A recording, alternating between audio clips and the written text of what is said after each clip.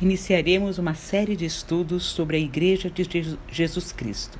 Estudaremos hoje o tema A Origem da Igreja. Bom dia, queridos irmãos. Primeiro, precisamos ter conhecimento do que significa igreja. A palavra igreja vem do latim ecclesia, originalmente do grego ecclesia, designando uma assembleia de cidadãos. Era uma reunião de pessoas que visava resolver questões comuns. Somente posteriormente passou a designar a assembleia de fiéis. No hebraico, kahal significa simplesmente assembleia e normalmente é traduzida pela Septuaginta como eclesia. No entanto, não se refere necessariamente a uma assembleia religiosa, nem mesmo a uma reunião de seres humanos. Mesmo assim, na maioria das vezes, refere-se à congregação de Israel, a exemplo do Salmo 89, versículo 5. A palavra grega ecclesia significava uma assembleia e seu uso primário era político e não religioso. Não se referia a pessoas, mas à reunião em si.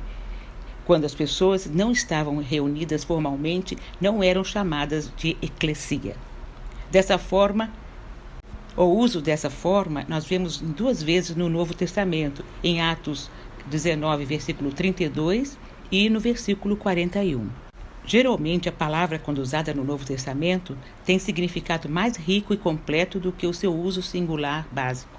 Por exemplo, as próprias pessoas, estejam elas reunidas ou não, são a eclesia. Então, a igreja é a comunidade de todos os cristãos de todos os tempos. A igreja é feita de todos os verdadeiramente salvos.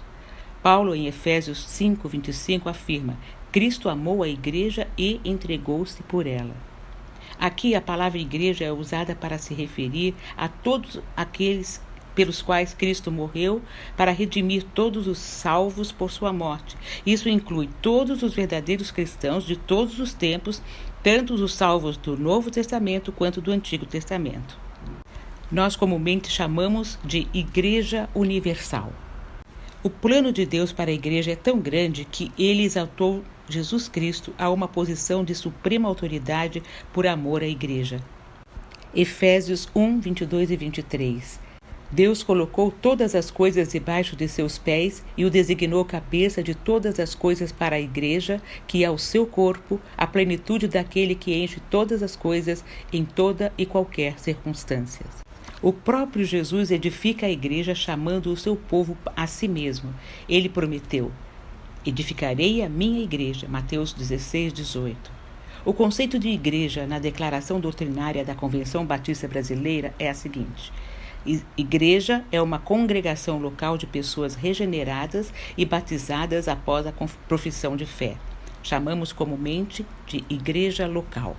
Deus promoveu o seu autodesvendamento da história de forma gradativa a partir da capacidade humana de compreender a revelação divina. Dentro dessa revelação está a compreensão da origem da igreja. Quando olhamos para o texto de Atos dos Apóstolos, com tudo o que está escrito em Atos 2, de 1 a 12, identificamos uma relação direta com a profecia do Velho Testamento em Joel: derramarei o meu espírito sobre toda a carne, e todas as classes de pessoas da aliança profetizarão. Joel 2, 28 e 29.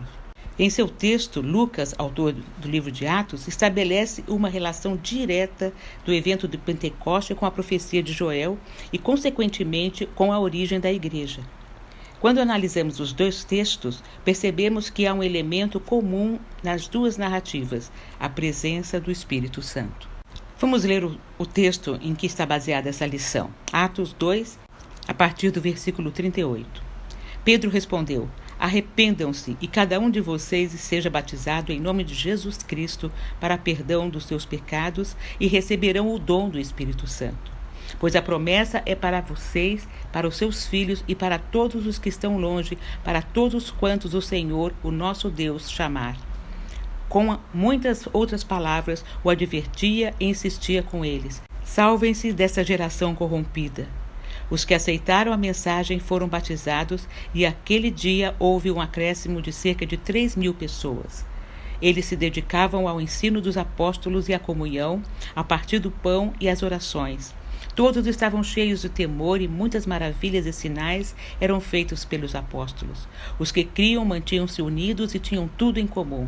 Vendendo suas propriedades e bens, distribuíam a cada um conforme a sua necessidade.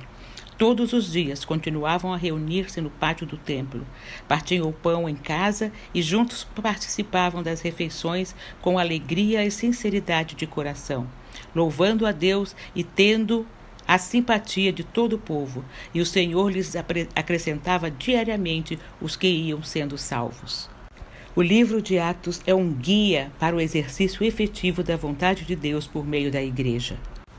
No final do 2º capítulo de Atos, nós vemos que Lucas ele faz um resumo informando sobre a vida da igreja.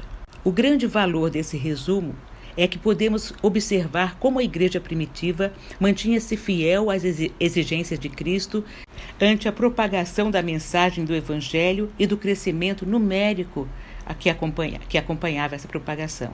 Diante da história da igreja do primeiro século, podemos retirar os seguintes princípios para hoje. A igreja precisa manter-se simples.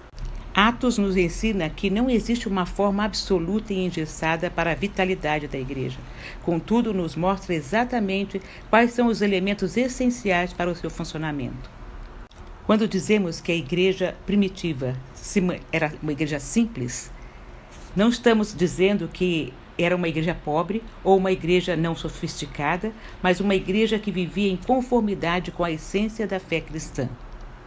Existem 6 declarações nesses versículos que expressam as atividades da igreja primitiva. A doutrina dos apóstolos. O que Lucas quer dizer com perseveravam na doutrina dos apóstolos é que a igreja primitiva mantinha-se firmada na instrução dos apóstolos. Perseverar é dar constante atenção a alguma coisa. Ou seja, a igreja primitiva mantinha-se constantemente alicerçada pelo ensino dos apóstolos. Paulo nos informa em 1 Coríntios 15, 3-4. Antes de tudo, vos entreguei o que também recebi, que Cristo morreu pelos nossos pecados, segundo as Escrituras, e que foi sepultado e ressuscitou ao 3º dia, segundo as Escrituras. A intenção de Paulo era de deixar aos coríntios aquilo que é essencial para a sua vida. Essa é a doutrina deixada que deve ser ensinada na igreja de hoje. Tudo o que não é concernente à doutrina dos apóstolos deve ser deixada de lado. Os apóstolos tinham sido instruídos por Cristo e, por certo, podiam repassar aquilo que haviam aprendido. Aliás, a expressão grega referente à doutrina dos apóstolos sugere que tal instrução era procedente dos apóstolos, ou seja, o ensino da igreja é mantido por aqueles que têm autoridade e capacidade para tal tarefa. Jesus Cristo, como exemplo de liderança, foi o discipulador dos apóstolos, mas manteve-se sempre humilde diante deles. O serviço do líder deve ser o serviço a seu Senhor nos moldes ensinados por ele. Outra característica da igreja primitiva, a comunhão. Os primeiros cristãos eram perseverantes na comunhão. E como foi dito anteriormente, isso implica em dizer que eles eram fundamentados na experiência comum do corpo. A comunhão era a essência da vitalidade da igreja. Era uma comunhão espontânea por causa da experiência que cada um dos membros tinham com Cristo. A comunhão da igreja depende da vida de comunhão com Deus que cada membro do corpo de Cristo desfruta. Se, porém, andarmos na luz, como Ele está na luz, mantemos comunhão uns com os outros. 1 João 1,7. Eles também perseveravam no partir do pão. A expressão partir do pão não diz respeito a uma refeição típica da época e que os cristãos mantinham-se comendo apenas pão, mas a expressão diz respeito à prática da ceia do Senhor. O termo grego equivalente a partir em português é apenas utilizado no Novo Testamento em referência à ceia. A ceia do Senhor não é uma prática institucional da igreja, mas a recordação vívida do sacrifício de Jesus em nosso favor para a redenção dos nossos pecados. É a memória da efetivação da nova aliança. Por ser tão grande importância para a vitalidade do corpo de Cristo, Paulo faz a seguinte colocação: porque eu recebi do Senhor o que também vos entreguei, o que o Senhor Jesus, na noite em que foi traído, tomou o pão e, tendo dado graças, o partiu e disse: isto é o meu corpo que é dado por vós, fazei isso em memória de mim. Por semelhante modo, depois de haver ceado, tomou também o cálice, dizendo: Este cálice é a nova aliança do meu sangue. Fazei isso todas as vezes que o beberdes, em memória de mim. Porque todas as vezes que comerdes este pão e beberdes o cálice, anunciais a morte do Senhor até que ele venha. 1 Coríntios 11, 23 a 26. A igreja primitiva vivia em constante oração, quer comunitária ou como individual. Em Atos, nós vemos que a oração foi a atitude dos cristãos diante das decisões a serem tomadas, no capítulo 1, versículo 14, a atitude da liderança da igreja em situação de crescimento, capítulo 6, versículo 4, a prática da igreja quando os apóstolos foram libertos da prisão, capítulo 4, versículos 24 em diante, a prática da igreja quando estava em situação de perigo e perseguição, capítulo 12, versículo 5. Como podemos notar, a igreja orava junto diante de situações positivas e negativas. Havia incessante oração por parte da igreja. A igreja primitiva praticava também o louvor. Segundo a definição de Hebreus, do livro de Hebreus, o louvor é o resultado de lábios que confessam o nome de Jesus Cristo. Hebreus 13, 15. A missão central da igreja é adorar e glorificar a Deus. E dia a dia acrescentava-lhes o Senhor os que iam sendo salvos. A igreja primitiva era evangelizadora.